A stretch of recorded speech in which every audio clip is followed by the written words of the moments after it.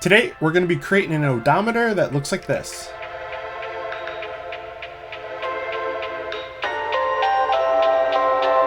Today's project will be available through the channel membership. There's a link below for more information. But with that being said, let's get started.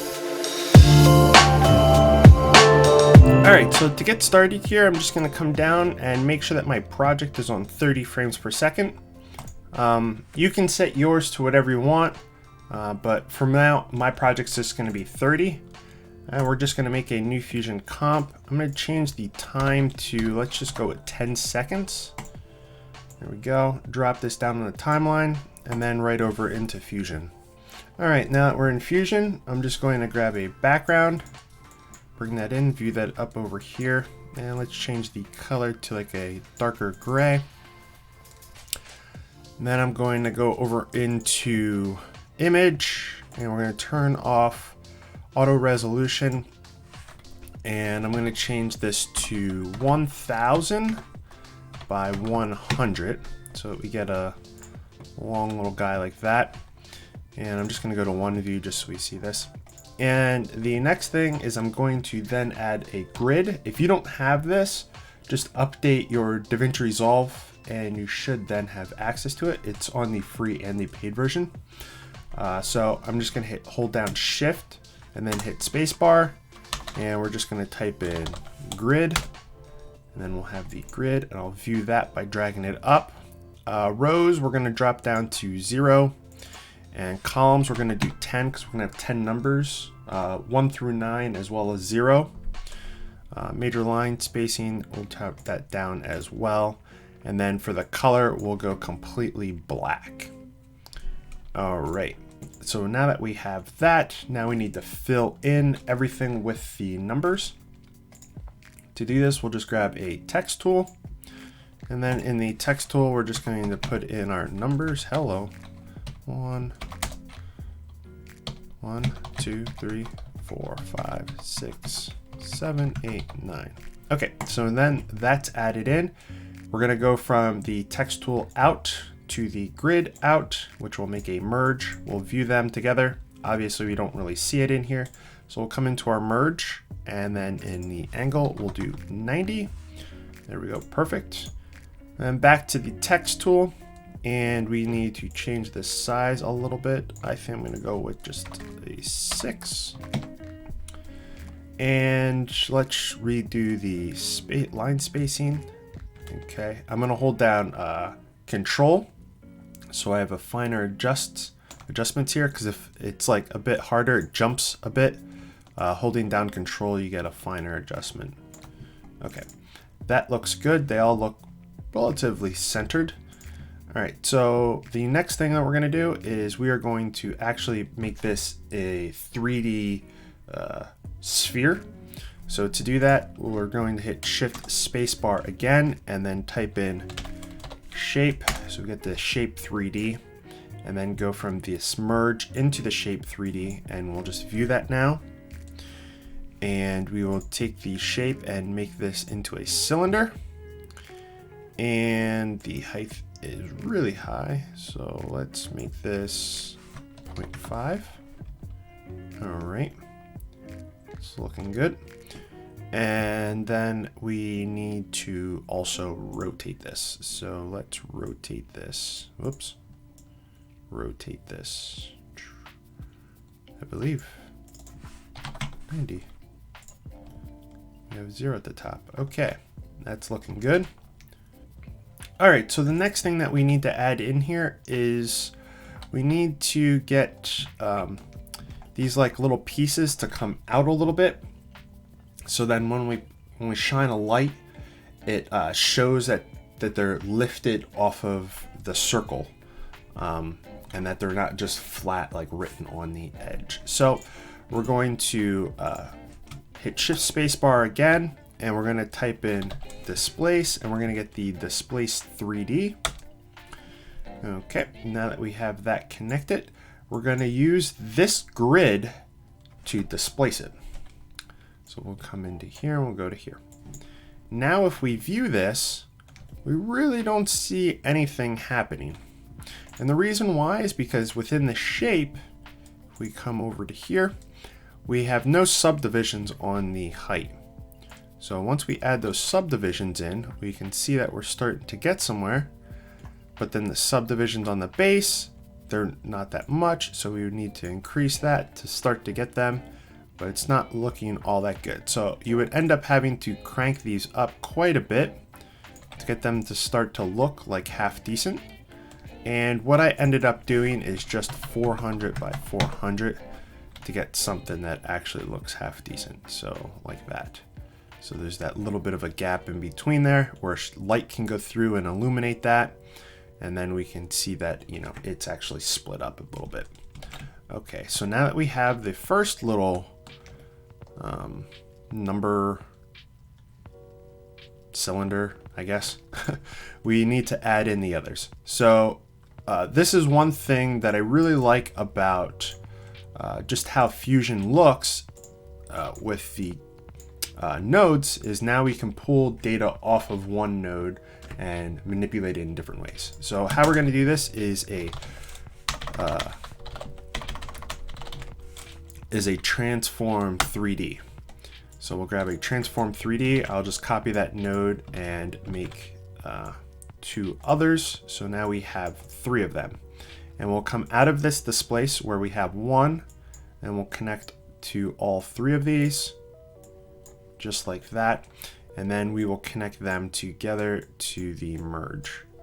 So now if we view it up here and we come up to this top one and we turn on the X, on the X, we can now add them. So we'll just go 0.5 and then we'll come down to this bottom one and put a -0.5. So there we go. Now we have 3 of them, and it's looking pretty cool. And we can come into each one of these and we can spin them now. So this is kind of how we're going to be creating this now. We have the ability to spin this and have them all stay on the same plane. All right, the next thing that we're going to want to add is a camera. So I'll just grab a camera and a renderer. Now, if I connect the camera to this merge and then from the merge to the renderer, we view the renderer over here and we'll view the 3D over there. We can see that the camera is in the middle, so we would need to do some adjustments. So the first one that we can do is tilting the camera down. So we'll just go -90 like that. And then we want to pull the camera out. Hello. Pull the camera out so we can actually see the outside of them. There we go.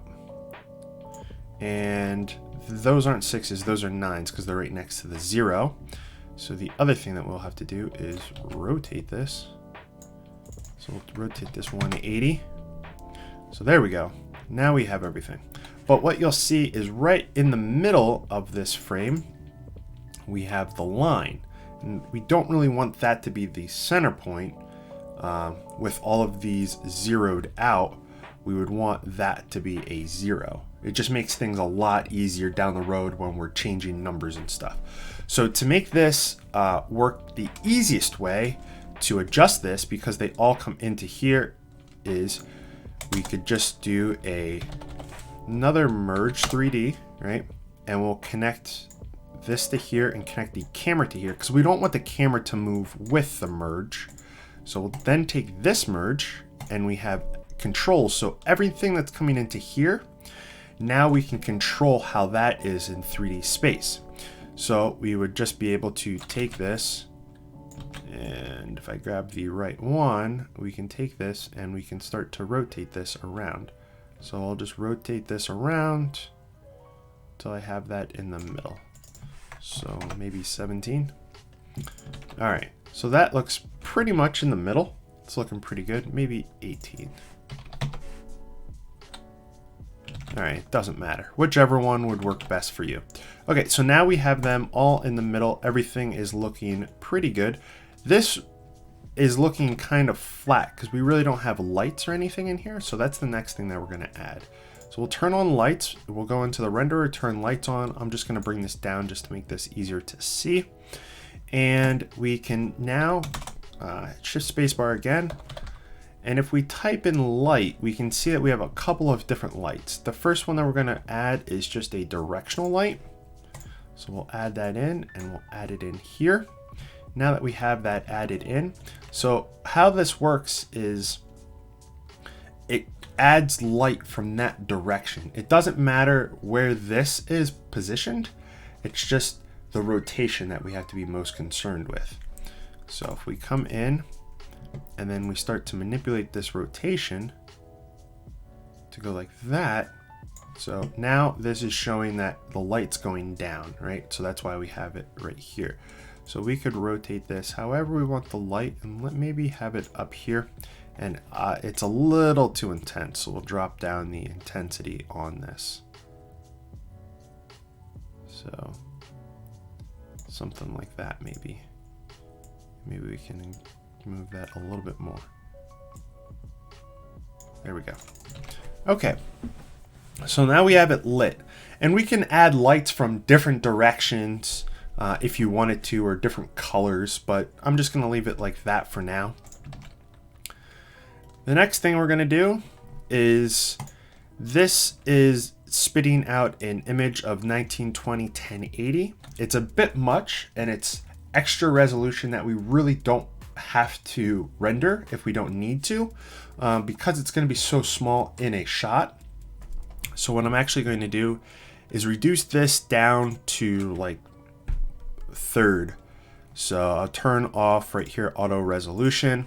We'll make this 610 by 360. So there we go. So now it's a lot smaller, but when we add that onto our shot, it won't be that big of a deal. And the other thing that I can do is, if you do have the newer versions, they didn't really talk about updating this, but now if we go into the OpenGL renderer, it is actually a lot quicker, depending on what hardware you have. If you don't have a dedicated graphics card, you might not notice that. So running on bare metal by just doing software, will run on the CPU. All the processes will primarily do CPU instead of GPU.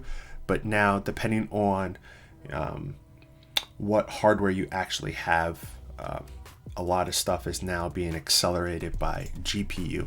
And on this topic, I don't want to get too much into this because we're building this instead of talking about, you know, how DaVinci works. Only some of your nodes will take advantage. Each node processes the image in different ways. So like a lot of the 2D nodes are going to get processed differently than the 3D nodes. And yeah, anyways, so with that being said, so now that we have that, now we can manipulate this image a little bit more. So I am going to first add in, because right now this is all transparent. So if we were to drop this on a shot, it's just going to be transparent through, and we want to add like the border and the background and stuff. So I'm just going to grab a background and make sure it's black. And we will take this and make it the same exact resolution, 310. There we go, 610. I don't know why I said 310.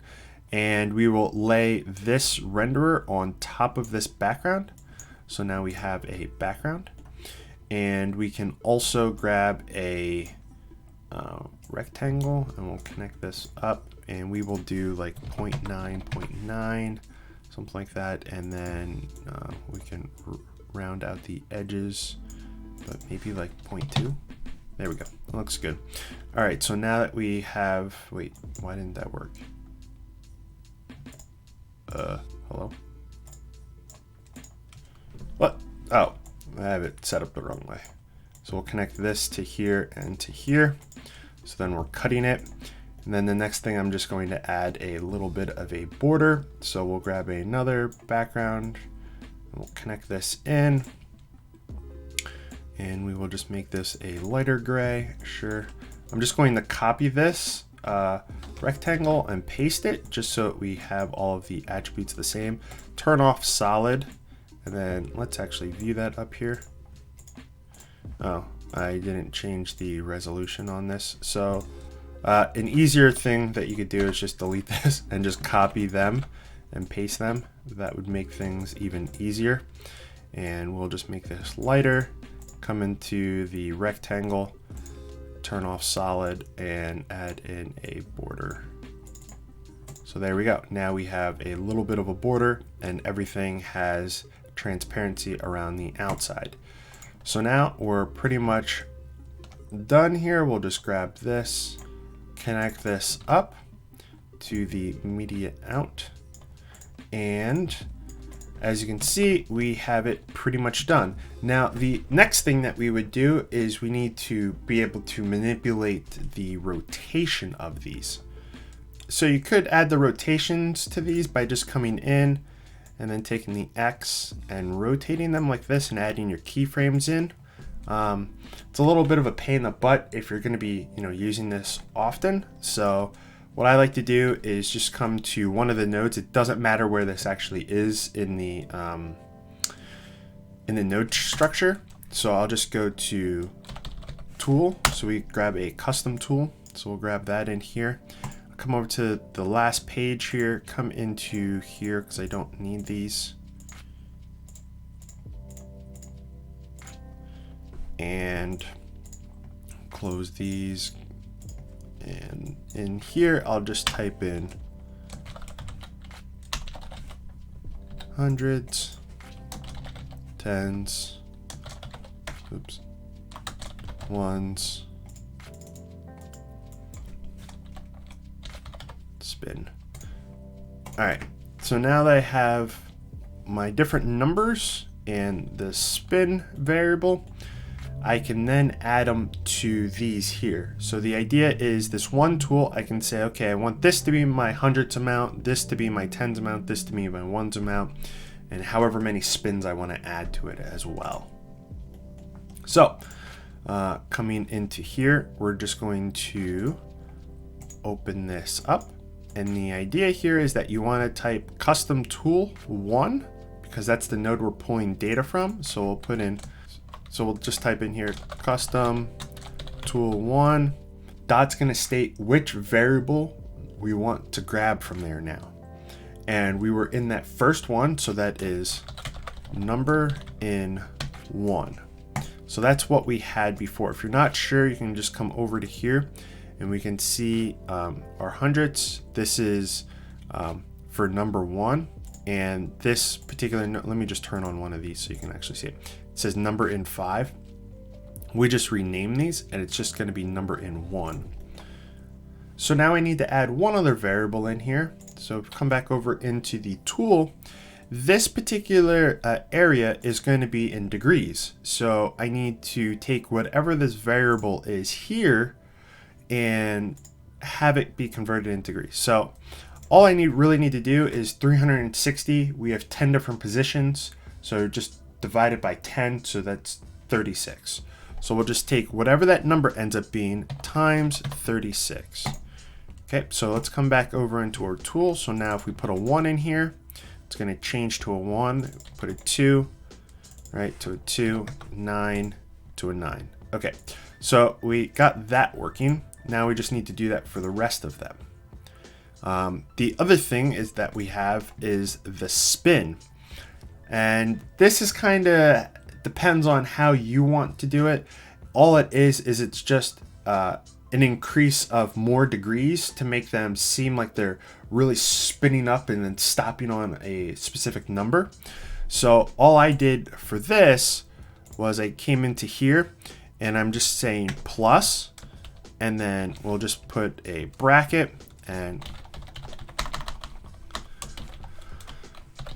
custom tool 1 number in 4 because that's where we were.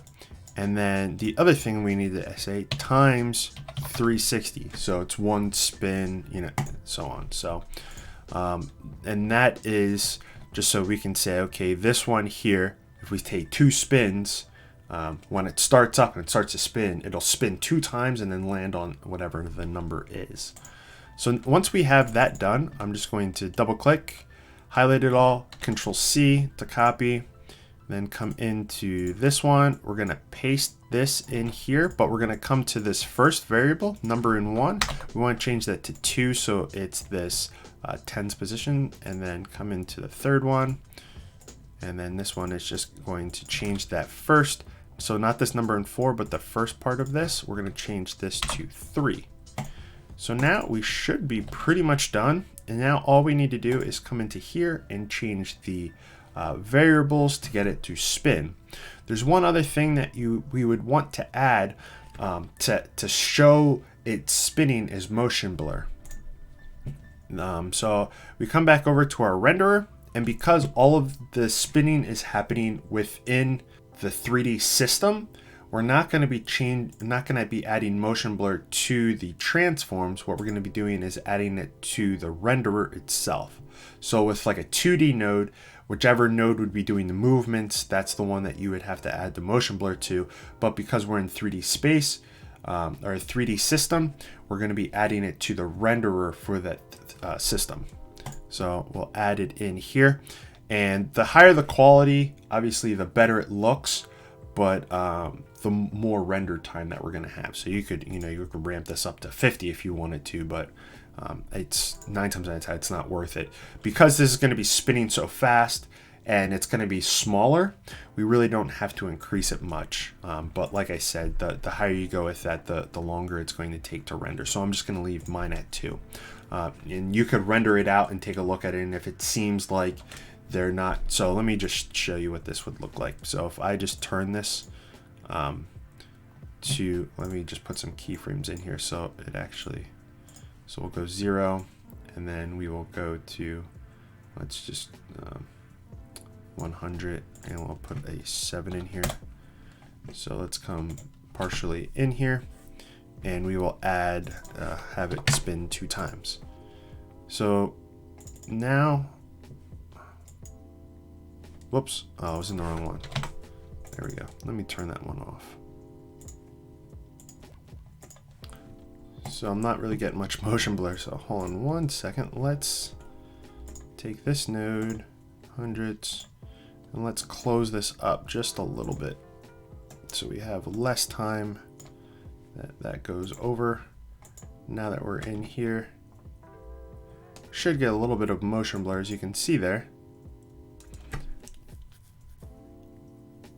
So the higher you would have this number, the smoother this would be, but looking at it, it doesn't really look all that bad. As you can see, there's a little bit of stepping here. So if I was to take this, turn this to, like, let's say 7, then have it render, there's not going to be any stepping, but because everything is so small, you really won't notice it. So leaving it how it is perfectly fine. So what I'm going to do now is I'm going to set up so let's just have this go over 100 frames. I'll bring this back out. So over 100 frames. So let's do a couple of numbers here. So let's make this a 4 or a 5. Wow, how did I hit, whatever. And then make this a 4. So let's say that is our numbers. I come to the beginning. Oops. So those are our numbers, and make sure we turn on keyframes. I'm also going to keyframe the spin. We'll come back to the beginning. So we're over here at the beginning, and we'll just make this, all these 0. And then we can see them down here. And I'm just going to take all of this and holding down Alt, I'm just going to bring them in just a couple of frames. So my first frame, it starts off clear. And then I'm just going to hit this button so I can see all of them, highlight the last ones, hit F, and then this is going to ease it in. So it's going to just start off spinning, and then as it gets to the end, they'll slow down their spin. You can hit T to state how far that ease you want. I'm going to also highlight this here and turn off the ease out so that they just start right from the get-go. Okay, so now if I take a look at this, at the beginning here, we should have a bit of motion blur because it's going so fast.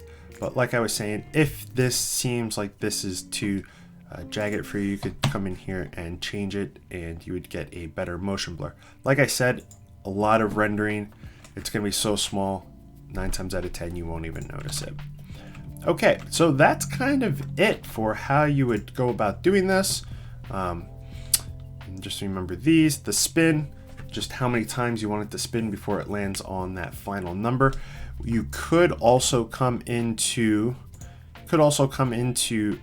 these 3 numbers and offset them so that like one will finish, then another one will spin and finish, then another one spinning and finish. So you could have them at different times doing different spins if you wanted to as well. So that's kind of it. Coming back over to the edit page, we have it here.